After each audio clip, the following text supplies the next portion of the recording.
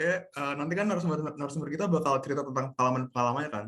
Dan jika kalian ada pertanyaan atau apapun, bisa langsung PC ke aku aja ya. Nanti kita akan ada sesi Q&A sendiri di akhir acara. Oke, yang pertama untuk presentasi dari Kak Rafika dengan tema lanjut kerja di Korea. Silahkan dipersilakan untuk Kak Rafika.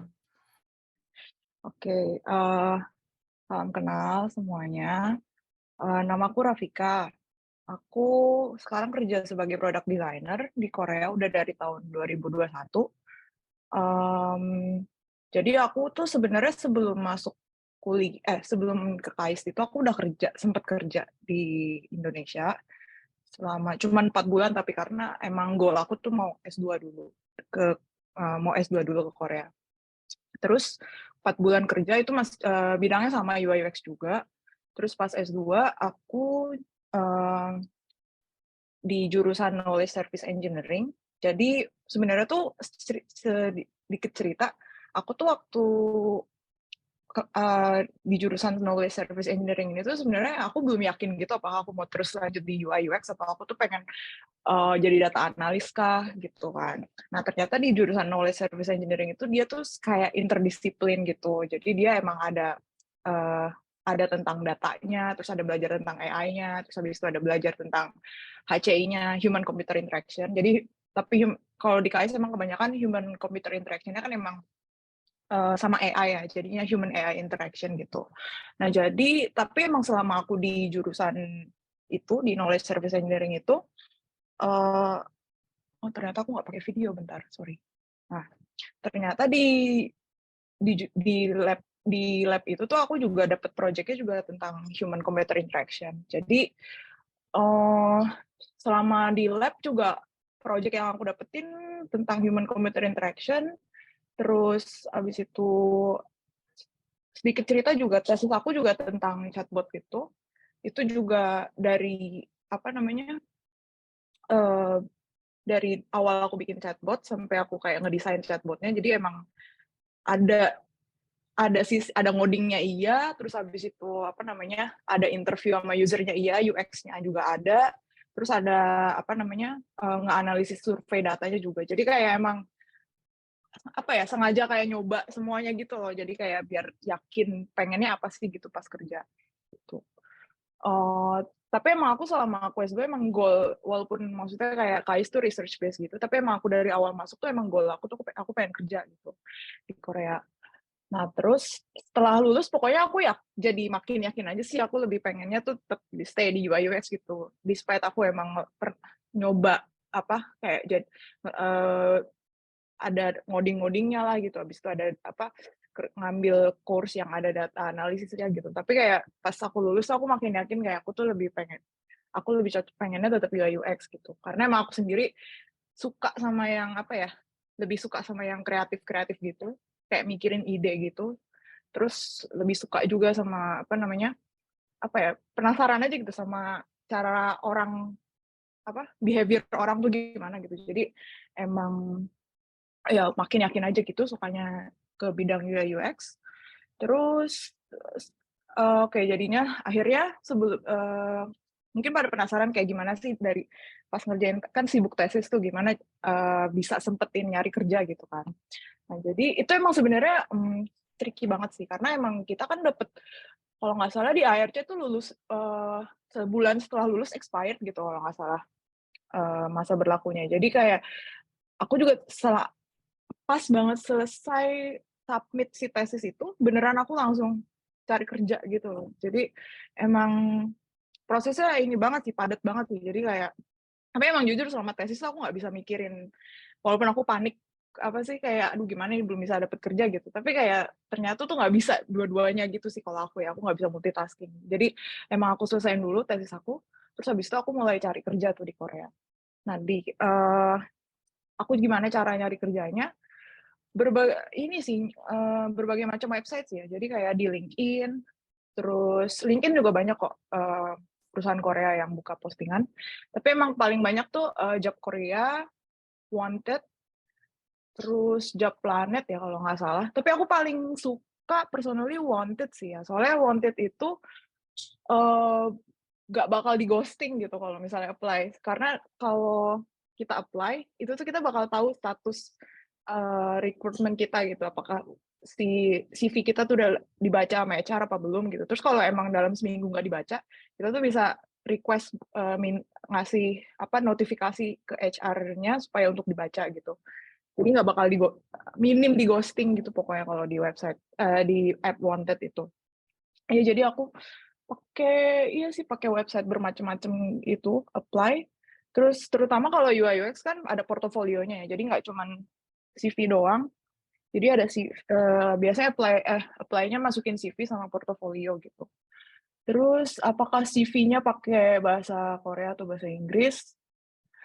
Paling enak bahasa Korea sih ya sebenarnya, karena kan emang untuk menambah, chance gitu, untuk menambah chance dipanggil interview juga mereka pasti kan lebih nyaman pakai bahasa Korea kan dibanding Inggris. Jadi pasti ya, eee, paling lebih enak pakai bahasa Korea, cuman sebenarnya portofolio aku pakai bahasa Inggris sih. Karena aku nggak sempet nge-translate ke bahasa Koreanya gitu. Kalau CV masih sempet waktu itu. Nah terus, iya, apply lumayan banyak sih, kayak 30-an gitu, banyak banget. Tapi yang dipanggil kayak paling sepertiganya gitu loh, dipanggil buat interview tuh kayak paling sepertiganya gitu. Terus, di apalagi ya,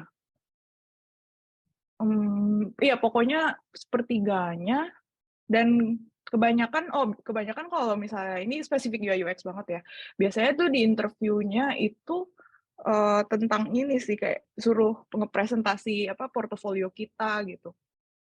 Suruh presentasi ke portofolio kita, terus habis itu, ditanya, eee, apa namanya, kap kayak kayak ditanya, ya pengalaman, ya ini ya sih pengalaman, biasanya pengalaman yang sesuai yang ada di CV-nya, terus sama ya karena aku tesisnya mungkin cukup berhubungan gitu, biasanya ditanya juga sih tentang tesisnya juga gitu. Terus, kenapa ya aku milih Korea gitu, sebenarnya awalnya cuman karena emang selalu pengen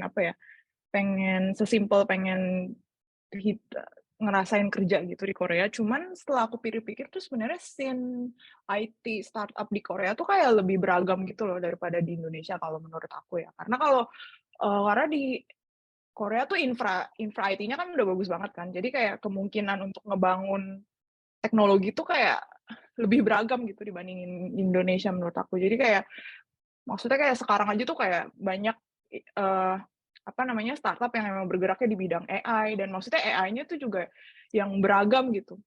Waktu itu kalau nggak salah juga ada contohnya kayak misalnya waktu itu ada startup yang bergerak di bidang, eee, apa namanya, day di bidang kayak kesehatan gitu. Jadi kayak kalau misalnya dengan pakai deep learning gitu, dia foto, terus habis itu kayak bisa tahu kandungan makanan nutrisi yang ada di makanan itu apa aja sih kayak gitu, kayak diet kamera gitu kalau nggak salah. Itu salah satunya aku pernah interview di situ. Jadi kayak menurut aku menarik gitu kan, maksudnya kayaknya sih yang kayak gitu-gitu jarang kan ya di Indonesia. Jadi kayak, apa ya, scene startup-nya banyak yang bisa dieksplor gitu sih di Korea, makanya aku masih masih seneng di sini gitu. Terus, apalagi ya, mmm, oh butuh bahasa Korea apa enggak kalau kerja? Ini sebenarnya kayaknya balik lagi ke pekerjaannya apa kali ya, soalnya kayak, apa namanya, kalau aku sih karena UI UX menurut aku kayaknya penting sih bahasa Korea, karena kan komunikasi banget ya dia tuh sama ngedesain itu komunikasi banget sama, banyak pihak lain gitu. Karena kan dan bahkan sebagai desainer kayak kita harus, eee, selalu aktif nanya kan requirement-nya sehingga apa yang kita desain itu sesuai sama requirement gitu. Nah, kan berarti kan komunikasinya banyak kan. Terus ya berarti ya penting gitu bahasa Korea gitu. Terus, mungkin tapi ada sih beberapa yang kayak kalau kerjaannya di bidang kayak lebih ke engineering gitu, kayak misalnya software engineer, banyak sih yang lumayan banyak gitu yang aku temuin yang sebenarnya kayak nggak terlalu, nggak terlalu jago-jago banget bahasa Koreanya gitu. Cuman dia kerja gitu di situ gitu. Ada sih beberapa yang aku tahu gitu. Cuman tetap aja maksudnya kayak paling enak ya bisa bahasa Korea sih gitu. Apalagi ya? Kalau misalnya ditanya minta topik apa enggak, kebanyakan sebenarnya kalau kalau ini tergantung tempat apply-nya ke mana sih, kayak kalau misalnya apply-nya kayak ke apa, startup gitu ya, perusahaan IT gitu, masih startup gitu lah ya, itu sebenarnya mereka nggak terlalu minta yang kayak namanya tes inilah itulah gitu, sampai tes topik gitu juga nggak minta sih, gitu. Lebih ngelihatnya tuh CV, kayak udah pernah ngerjain project apa aja gitu, lebih ngelihatnya kayak gitu sih.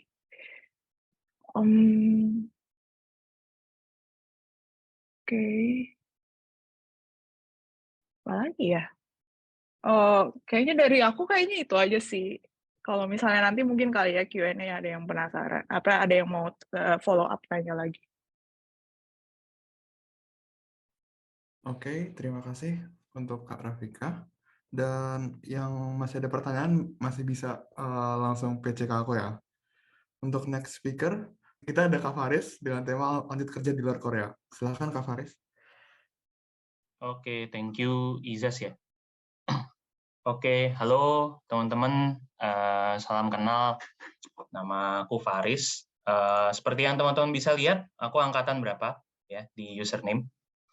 Aku masuk KAIS 2013, tapi pertama kali dapat alien card 2010.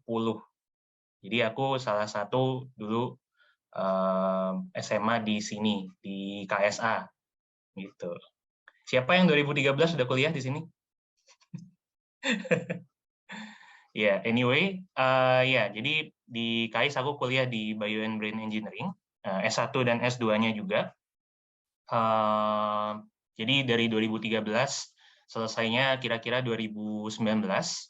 Lalu pertengahan juga sempat kerja di salah satu lab di Bio and Brain Engineering juga, sambil nyelesain publikasi sih sebenarnya. Walaupun ya pas 2020 juga belum selesai-selesai. Jadi itu waktu itu ceritanya ya, sebelum COVID ya, sebelum negara api menyerang, bulan Januari itu aku balik ke Indonesia. Itu belum wisuda tuh, padahal rencananya ada wisuda ya Februari 2020, tapi ternyata COVID dan I was kind of stuck di Indonesia gitu. Jadi ada beberapa barang-barang yang masih di KAIS juga, masih dititip. Jadi benar-benar pada saat itu benar-benar it was an uncertain times even until now ya. Jadi benar-benar waktu yang nggak bisa dipredik banget dan ya benar-benar mengacaukan rencana-rencanaku tadinya kan. Tadinya karena udah kelamaan di Korea pengen juga explore negara lain. Kalau bisa yang negaranya bahasa Inggris gitu. Mungkin buat S3 atau studi selanjutnya. Tapi karena COVID ya jadi banyak rencana-rencana yang terhambat gitu. Jadi agak stuck di Indonesia. Tahun 2020 tuh kayak I think hampir nggak pernah keluar rumah aku, kayak di rumah doang. Apa-apa kalau mau beli apa-apa di rumah dan stuck di rumah. Jadi kegiatannya waktu itu sambil nyelesain publikasi paper, coba explore di bidang data science, AI, data analytics.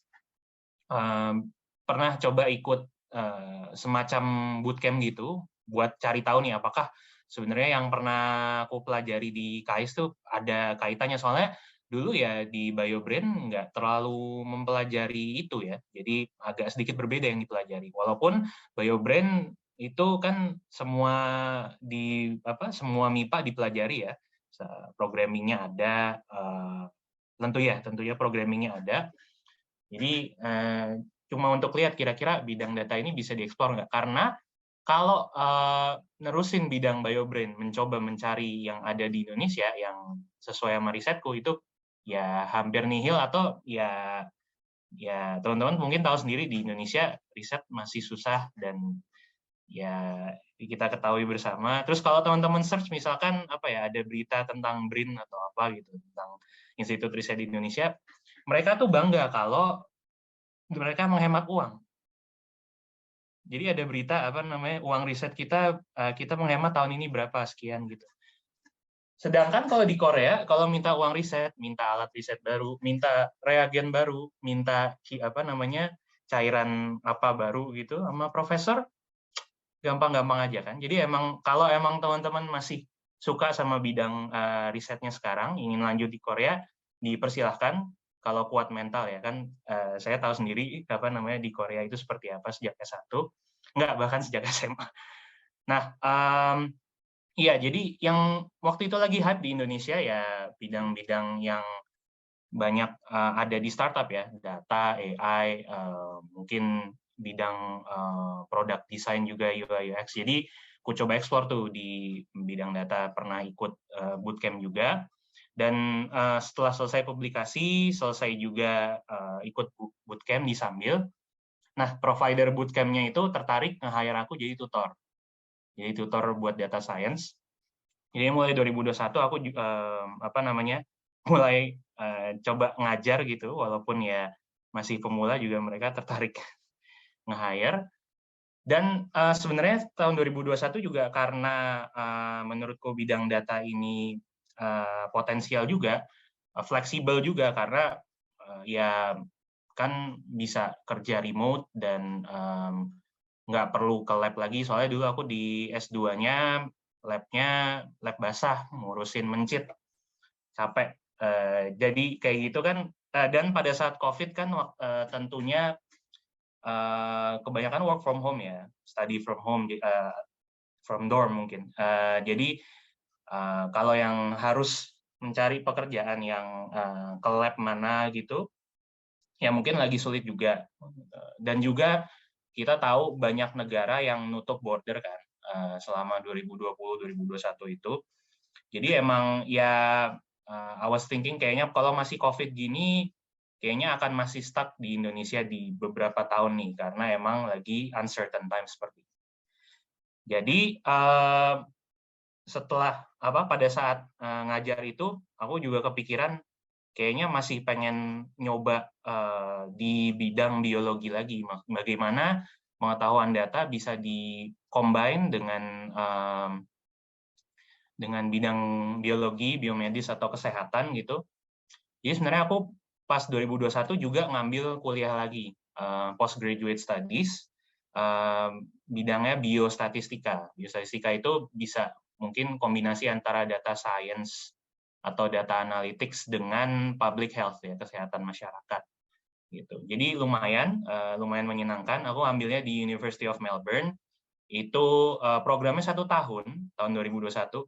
Tapi yang ngeselinnya adalah tahun itu Australia masih tutup border, jadinya itu program aku selesain full di rumah.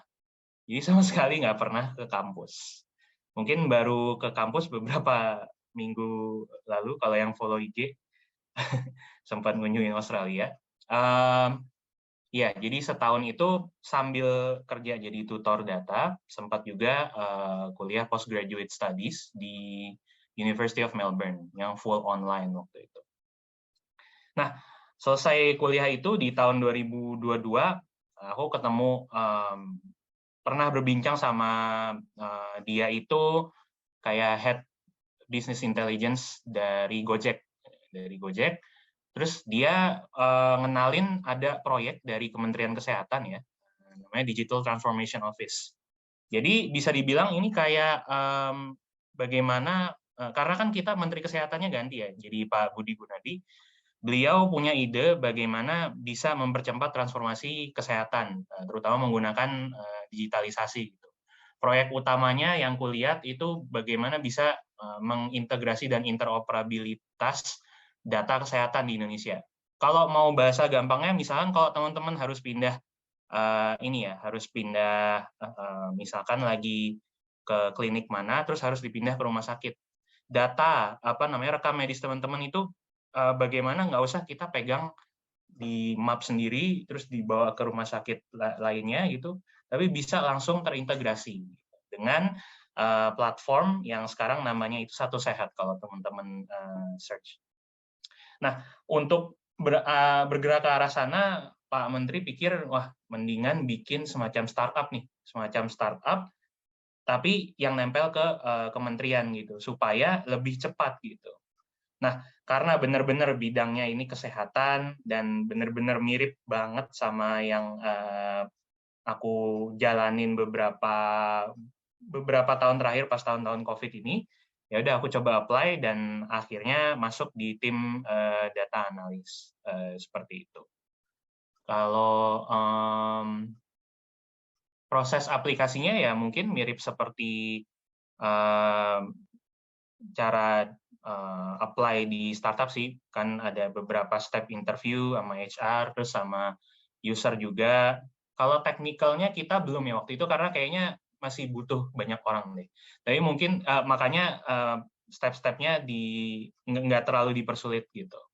Tapi kalau mau yang kayak tempat-tempat startup kayak Goto atau beberapa tempat lainnya, itu mungkin pasti udah banyak juga yang cerita gitu kalau di Google. Atau mungkin Tony waktu itu kan pernah internship ya di Tokopedia, itu bisa tanya Tony aja. Ya kan ya, bener ya? Oke. Tapi kalau yang menurutku sekarang nih, akhir-akhir ini, karena kita lihat banyak resesi, terus di startups di Indonesia, nggak cuma di Indonesia, di Singapura juga, dan di beberapa tempat lainnya, kan banyak layoff seperti itu ya. Menurutku sih lagi aman nih untuk beberapa mungkin bulan ke depan, atau maksudnya di tahun-tahun ini kerja di pemerintahan, karena kayaknya lebih safe dari segi keuangannya, dan mereka juga lagi butuh orang gitu. Jadi untuk kali ini lumayan aman menurutku, dan tapi nggak tahu deh, ini kan biasanya kalau teman-teman juga tahu kalau ganti menteri nanti bakal ganti proyek lagi atau gimana. Jadi mungkin aku aman sampai 2024 aja. Tapi emang sebenarnya nggak mau full time di sini banget, karena berencana juga melanjutkan pendidikan S3 lagi. Mungkin mulai coba daftar-daftar lagi di tahun 2023 akhir gitu, atau 2024, sampai sebelum pemilu lah gitu, sebelum ganti menteri. Jadi mungkin di sini kalau teman-teman yang tertarik untuk mungkin lanjutnya kerja dulu, belum sekolah lanjutan dulu, ya mungkin bisa dijadikan opsi nih Digital Transformation Office ini. Karena sebenarnya udah banyak kementerian di Indonesia, beberapa sih, yang udah mulai coba bikin semacam startup yang nempel ke kementerian gitu. Kalau teman-teman pernah dengar program saya lupa namanya, yang di Kementerian Pendidikan itu loh, yang internship buat anak-anak S1, lupa ya, Indonesia Merdeka apa ya kalau nggak salah, yang pokoknya program internship nanti bisa masuk ke tempat-tempat. Nah iya betul, Kampus Merdeka, benar, thank you. Kampus Merdeka itu sebenarnya yang ngurusin bukan kementerian, jadi startup di dalam Kementerian Kesehatan gitu yang mempercepat proses adanya program seperti itu. Kan emang menterinya lumayan progresif ya, Pak Nadiem. Jadi kayak beberapa menteri yang progresif itu lumayan suka bikin-bikin kayak gitu. Lalu dari Kementerian Kesehatan juga ada proyek ambisius nih, ini buat teman-teman yang mungkin relate, ini bisa mungkin jadi heads up. Jadi di Indonesia ini kita ingin bikin center penelitian baru untuk bidang genomik manusia di Indonesia. Saat ini di dunia kita belum punya nih referensi kode genetik atau genomik seluruh tubuh manusia itu, yang maksudnya tubuh manusia Indonesia gitu. Atau saat ini Indonesia belum sampai ke coba eksplor ke arah sana gitu. Bagaimana bidang genomics ini bisa membantu salah satunya precision medicine ya, pengobatan atau pelayanan kesehatan yang berbasis genom supaya lebih cocok diterima oleh tubuh orang tersebut gitu, menggunakan sequencing DNA. Itu proyek sangat ambisius, tapi kalau lancar ya itu bisa mungkin menjadi lahan pekerjaan juga kalau teman-teman tertarik untuk balik ke Indonesia. Terutama ini sih kalau teman-teman yang beasiswanya LPDP ini bisa nih kerja sama kita buat apa namanya mengabdi dulu, terus kalau mau keluar setelah ini ya nggak apa-apa. Kita lagi butuh orang banget dan banyak yang Pak Menteri inginkan, cukup progresif tapi lumayan ini sih, lumayan sulit. Ya banyak faktor yang bikin itu sulit atau kompleks juga. Sama mungkin apa ya? Kalau sekarang teman-teman ada yang udah mau lulus atau udah mau mencari pekerjaan atau studi gitu, ya mungkin ini apa namanya? Coba didokumentasiin dokumen-dokumen kayak ijazah, CV itu bisa sering-sering diupdate, terus publikasi juga kalau punya sering-sering diupdate dan di ini aja sih buat apa namanya disimpan di berkasnya.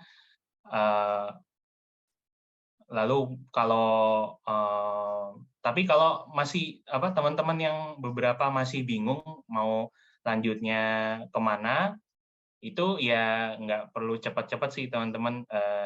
Saya paham di Korea udah dikuras ya, diuji banget mentalnya. Jadi mungkin kalau udah lulus bisa di ini dulu apa namanya, bisa jalan-jalan dulu.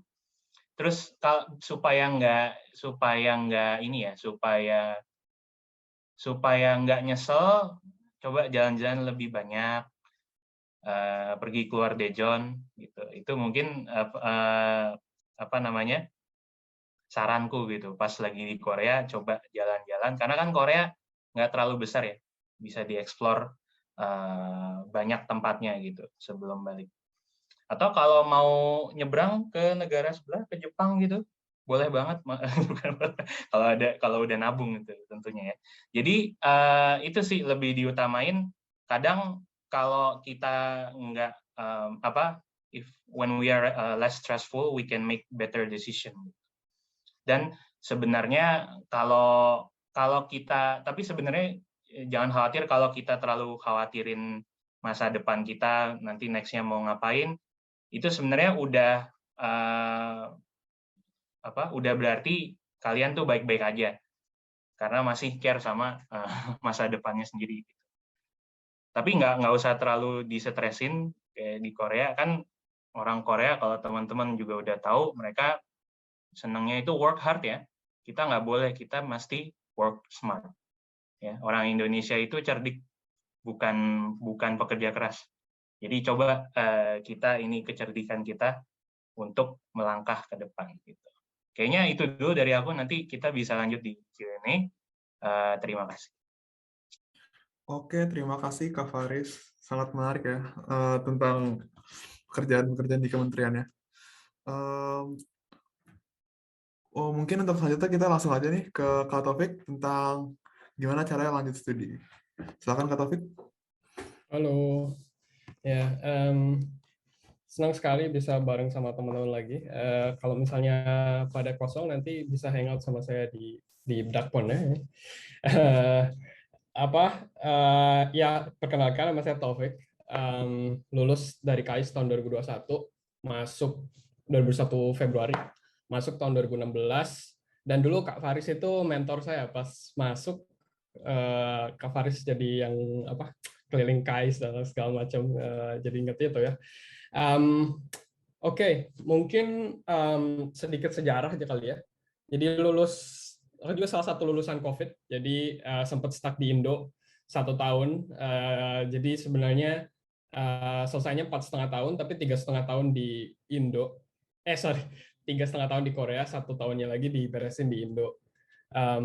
Terus balik ke Korea, balik ke KAIS ngambil ijazah. Terus aku sebenarnya sempat master dulu di UST, University of Science and Technology, utamanya di IBS, Institute for Basic Science di Daejeon juga. Itu selesai 1,5 tahun, baru habis itu pindah ke Singapura untuk PhD sekarang.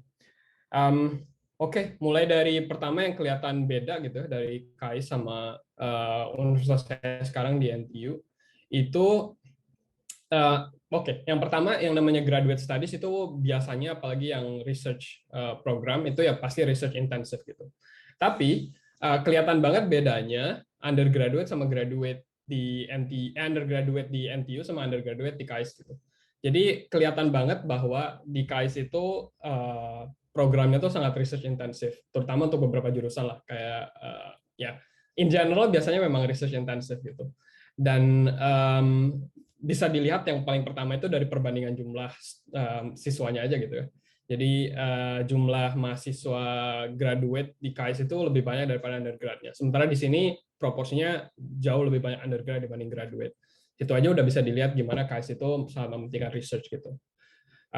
Tapi bukan berarti ketika masuk KAIS itu harus ngerjain riset ya, nggak juga. Seperti yang udah teman-teman dengar, Kak Rafika, Kak Faris itu bisa dapat kerjaan yang menarik-menarik dan keren di tempat yang keren-keren juga gitu. Tetapi kalau misalnya teman-teman memang tertarik ke riset, itu artinya KAIS itu tempat yang sangat tepat gitu. Jadi tempat di mana ada banyak kesempatan-kesempatan dan apalagi ya fasilitas-fasilitas yang bisa teman-teman manfaatkan. Ya misalnya contohnya bahkan anak undergraduate itu udah banyak yang kerja di lab gitu sebagai research assistant atau apa. Biasanya rata-rata mulai tahun ketiga, tapi ada beberapa yang ambis mulai tahun kedua juga gitu. Terus ada banyak kesempatan lain kayak URP, bahkan sebagai undergrad bisa ikut conference somewhere, ada exchange. Nah, aku juga kan sempat ngambil Campus Asia program di Tokyo Institute of Technology, itu juga di-support sama KAIS, kesananya sebagai research intern gitu. Jadi ada banyak lah pengalaman kesempatan-kesempatan yang bisa teman-teman ambil kalau tertarik ke riset. Terus mungkin selanjutnya cerita pengalaman daftar grad school aja ya. Yang pertama mungkin beda juga tergantung pengalaman masing-masing dan tergantung programnya. Tapi kalau aku sendiri ngelihatnya jangan terlalu stres sama nilai. Karena biasanya nilai itu cuman dilihat sebagai threshold aja. Jadi kalau yang penting di atas sekian gitu. Nggak penting misalnya kalau kamu ngekhawatirin beda 3,6 sama 3,7 gitu, itu nggak ngaruh gitu. Yang penting di atas threshold udah gitu. Aku nggak tahu sih tergantung tempatnya threshold yang di set berapa gitu. Tapi let's say above 3 should be okay gitu. Terus ya biasanya yang kayak profesor-profesor gitu lebih peduli sama research experience, sama basically kayak hasil interview lu aja, sama recommendation letter juga. Dan pengalamanku sih profesor cuma nanya grade itu karena kayak funding bodies atau si universitas tempat kita apply-nya itu required GPA-nya above certain amount gitu. Other than that, kayak mereka nggak terlalu peduliin, at least in physics gitu, in my field. Ya, itu. Terus selanjutnya yang aku underestimate itu adalah writing ya. Jadi mungkin pendidikan di Indonesia dan pendidikan di Korea itu kurang praktis nulisnya gitu ya. Terutama untuk STEM itu lebih di-emphasize di technical knowledge-nya, tapi writing-nya kurang. Maka mungkin bisa ambil berbagai humanity courses yang di-provide sama KAIS. Karena kan biasanya setahu saya kayak tugas akhirnya itu biasanya nulis essay ya. Dan ini bisa jadi praktis yang bagus untuk teman-teman nulis gitu. Karena kalau misalnya tertarik riset, maka sebenarnya pekerjaan utamanya adalah menulis gitu. Terus juga presentasi, let's say, ini nggak presentasi dan menulis ini by the way nggak cuma buat riset doang sih. Skill ini juga penting untuk di bidang-bidang yang lain. Dan terutama untuk di Korea ya kayaknya impresinya adalah orang-orang nggak terlalu put emphasis on how to speak well gitu. Jadi kalau misalnya dengar presentasi di kelas itu kadang-kadang sangat kaku dan kepanjangan lah, apalagi segala macam. Jadi ini tempat di mana-mana teman-teman bisa shine gitu. Ya, jadi misalnya maksudnya dengan degree yang sama dari KAIS, kalau teman-teman itu writing dan presentation-nya jago, mungkin bisa lebih menonjol dibandingkan yang punya degree yang sama. Gitu. Terus yang berikutnya yang pengen disampaikan adalah PhD untuk sekarang itu bukan berarti harus lanjut di akademik gitu. Jadi PhD itu bisa dilihat sebagai training how to do research. Dan untuk sekarang skill how to do research itu bisa diaplikasikan di berbagai tempat. Contohnya yang aku tahu lah ya, itu beberapa company yang udah besar itu punya R&D ya, research and development. Teman-teman bisa ke situ atau bisa ke government project kayak Kak Faris. Startup juga di berbagai startup yang emerging technology kayak AI. Kalau aku tertariknya ke quantum technologies, itu juga banyak membutuhkan skill-skill research dan mereka juga hire PhD gitu. Jadi jangan dipikir kalau misalnya mau lanjut PhD itu pengen jadi profesor atau dosen atau apa. I mean it's totally okay, tapi don't limit yourself gitu. Bisa ngerjain PhD dan tetap explore jalur-jalur yang lain gitu. Just understand well bahwa PhD is a training to do research gitu. Jadi beda sekali dengan studi S1 yang mostly course based. Gitu. Itu aja sih. Sekian mungkin untuk sekarang, bisa dilanjut di Q&A nanti. Oke, terima kasih Kak Taufik. Wah, tadi presentasi ketiga narasumber kita udah keren-keren ya. Keren-keren. Langsung aja nih, kita lanjut ke sesi Q&A-nya. Nah, gara-gara pertanyaannya banyak, tapi banyak kesamaannya, jadi aku ringkas aja ya. Jadi untuk Kak Rafika, pertanyaan pertama tuh, kalau di case-nya Mbak Rafika, kalau kita punya topik satu masih aman kan ya? Karena tadi kan pas interview ditanyanya tentang project-project kayak gitu-gitu. Sorry, pertanyaannya punya topik satu masih aman. Iya. Topik, sebenarnya iya nggak ditanya sih masalah topik sih. Cuman maksudnya apa namanya, yang penting pas interview sih tapi pasti pakai bahasa Korea ya. Nah ini tergantung lagi sih sama perusahaannya kayak gimana. Cuman maksudnya kalau misalnya apa namanya, kalau misalnya emang kalau misalnya kalian bisa bahasa Korea gitu, ya nggak harus dilihat topik ya, tapi pas interview ya lakuin pakai bahasa Korea aja gitu. Tapi ini balik lagi sih sama apa namanya perusahaannya. Soalnya ada juga misalnya perusahaan yang ternyata si usernya itu emang comfortable gitu sama bahasa Inggris, dan itu biasanya juga ya udah gitu, jadi nggak apa-apa apa namanya interviewnya pakai bahasa Inggris.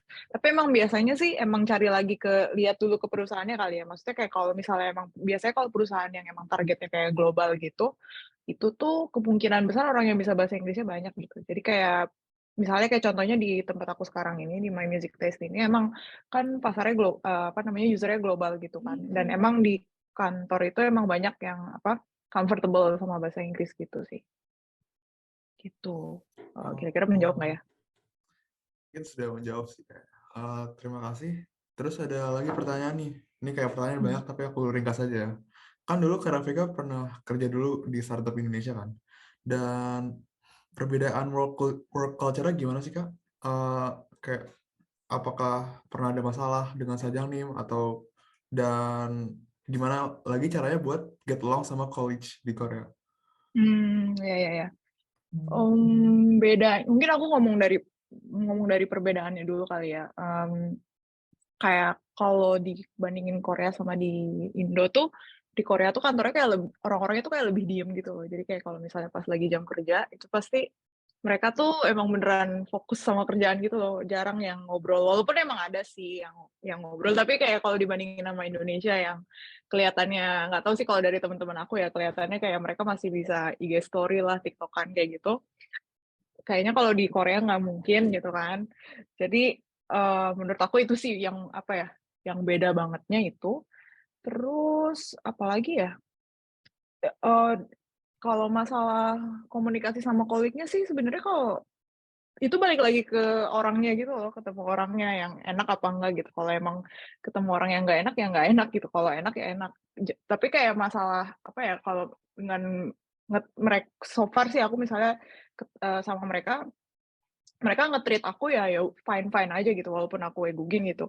Kayak dan biasanya ini sih apa namanya ya kalau emang misalnya makan siang ya makan siang bareng, kalau mungkin kalau ngobrol mungkin ada yang rada susahnya apa ya kayak kayak kalau misalnya mungkin mereka ngomongin hal yang lagi apa sih yang misalnya lagi tren akhir-akhir ini mungkin kadang kan aku sebagai apa orang asing ada beberapa hal yang aku tahu ada yang aku nggak tahu gitu mungkin kalau misalnya aku nggak tahu ya ya udah aku diam aja gitu aku nggak nyambung gitu tapi eh so far ya kayak kayak itu sih, kalau aku sih sampai sekarang sih ketemunya yang baik-baik aja gitu. Terus mungkin bedanya lagi hoesik kali ya, kan kalau di Indonesia kan maksudnya ya nggak ada budaya hoesik gitu kan. Ya walaupun ada makan, maksudnya makan bareng gitu, tapi gimana ya, beda lah pokoknya sama di Korea, sama cara, maksudnya konsep hoesik, konsep makan barengnya Korea sama di Indonesia tuh kayak ya beda gitu. Yang mungkin aku personally kayak culture shock sama budaya hoesik itu, kayak mereka hoesik terus kayak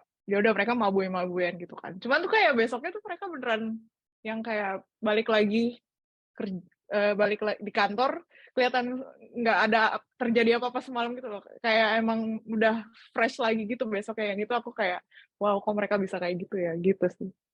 Yang aku Shinji ya gitu sih. Oke, makasih banget nih jawabannya nih kan pasti di antara teman-teman sini banyak yang mau lanjut kerja di Korea, jadi semoga membantu ya. Oke, buat lanjut ke pertanyaan buat Kak Faris. Jadi pertanyaan pertamanya nih, seberapa helpful KAIS nih kalau kita mau lanjut kerja di luar kayak pamor-pamornya atau hal-hal yang pelajaran di undergrad atau kayak research-nya, seberapa helpful itu untuk lanjut kerja di luar Korea? Oke, terima kasih. Itu tentunya bakal tergantung kita mau kerjanya di bidang apa. Tapi kalau khusus buat Indonesia sendiri, kayaknya yang berguna itu mungkin yang teman-teman ambil di S1 kayaknya, kalau dibandingkan dengan S2. Tapi tergantung kalau misalkan di sini di Indonesia dapat pekerjaan riset, itu juga ini ya, apa namanya, berarti mungkin pengetahuan tentang riset yang didapatkan di postgraduate S1 atau S2 atau S3 itu bakal membantu juga. Tapi karena ini ya di KAIS itu kan kita agak-agak kayak liberal art ya, banyak sekali yang harus kita ambil gitu pada saat S1, humanities-nya banyak diambil dan apa namanya tergantung dari major kita itu yang dari segi sainsnya. Jadi kayaknya sih kalau buat bekerja di bisnis di company yang nggak terlalu heavy di riset, itu mungkin pelajaran S1 aja sebenarnya cukup gitu, apalagi S1-nya yang di KAIS. Seperti itu sih kira-kira. Dan sejujurnya kalau di Indonesia selama bekerja di sini ini lebih banyak yang aku pelajari itu bagaimana ini sih berhubungan interpersonal sih.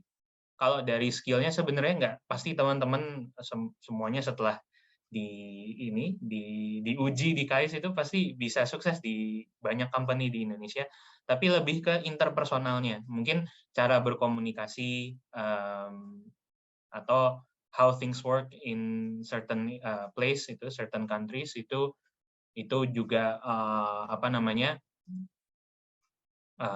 perlu kita miliki gitu, bagaimana bisa adaptasi seperti itu gitu. Jadi kebanyakan non teknis sih yang aku pelajari selama kerja di Indonesia, dan mungkin ya kalau bekerja di company ya pokoknya menurutku pribadi sih selain fokus ke bidang sains, fokus juga ke humanity-nya gitu. Nah, tuh Tony persis banget.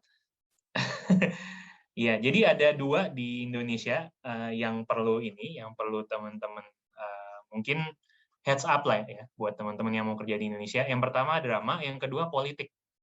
Ya, apalagi di pemerintahan. Itu sih.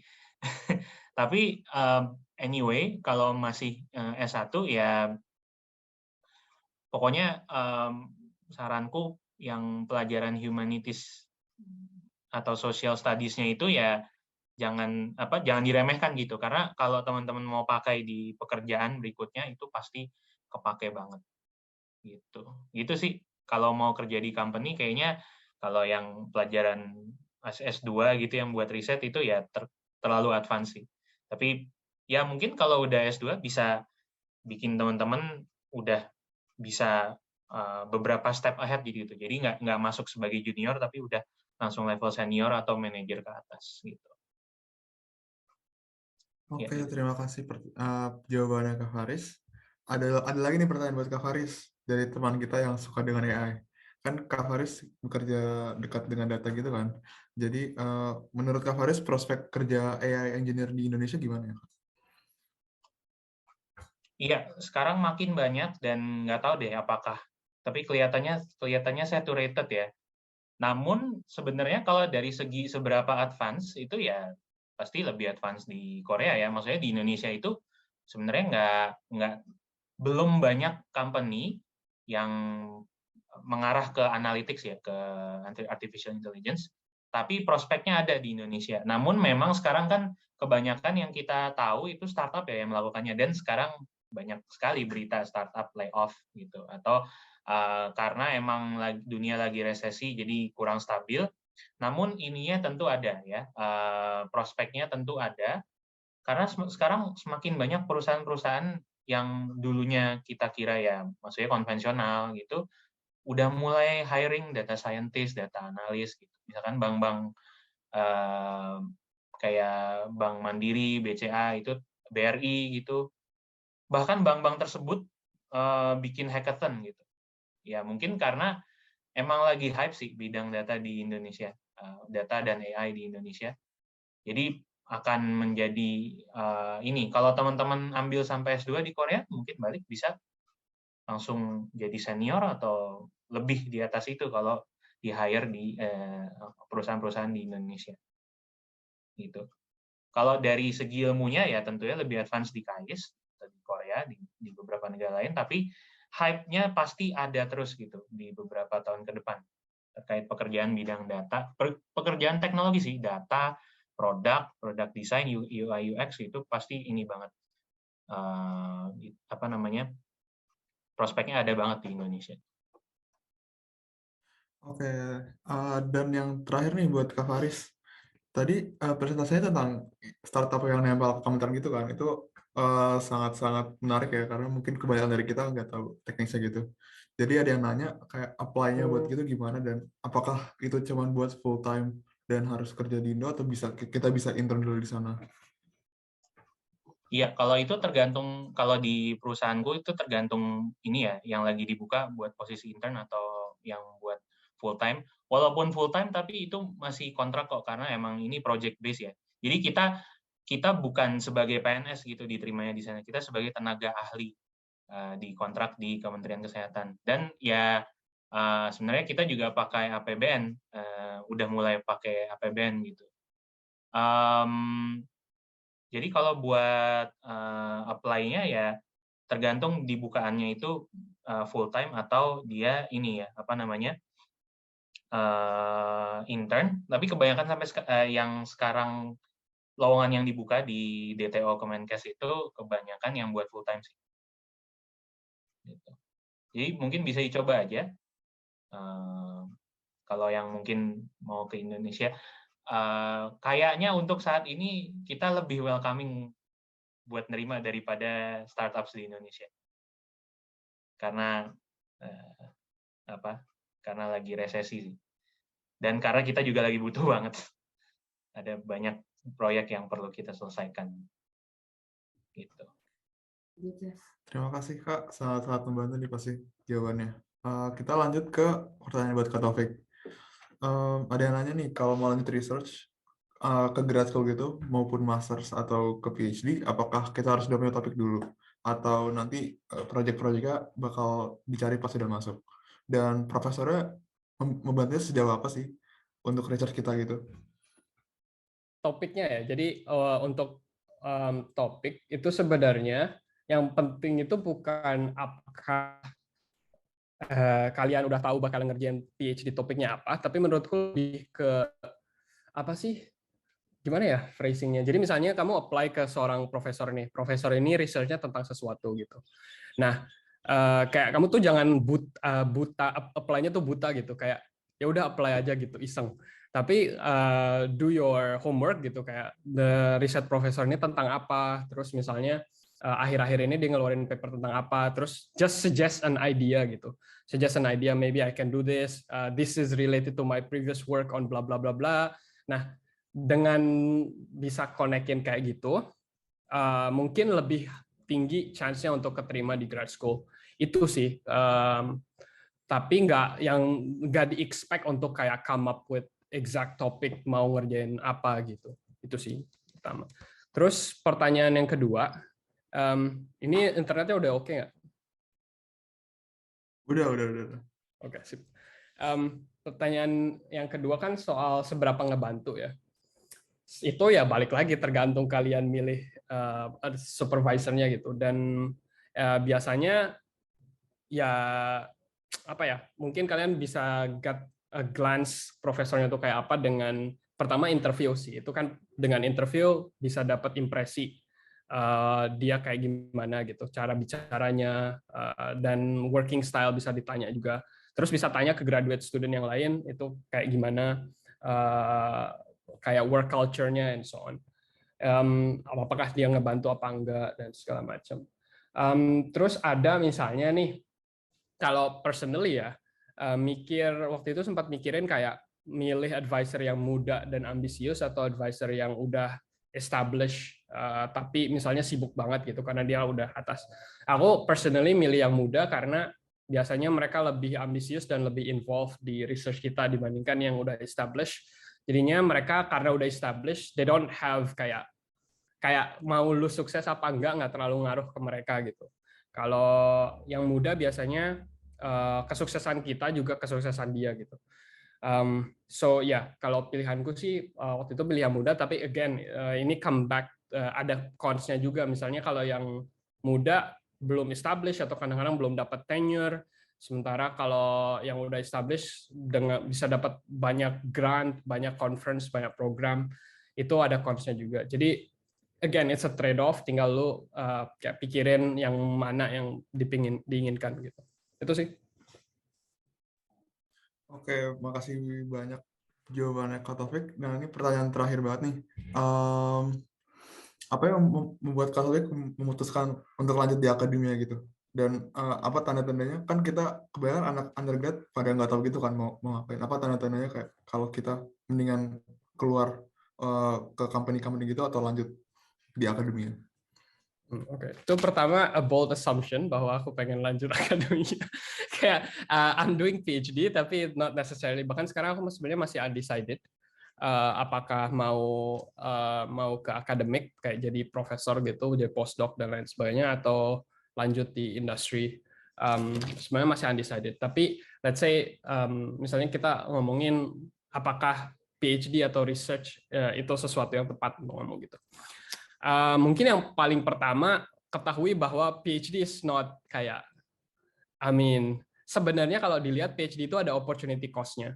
Let's say dengan kamu spend 4 years with kayak a certain amount of kayak the money that you get from PhD, kayak most of the time you get stipend, tapi it's not much gitu, as compared to misalnya kalau kamu kerja di company. Itu kan kalau dihitung per tahunnya, mungkin ada income yang loss gitu.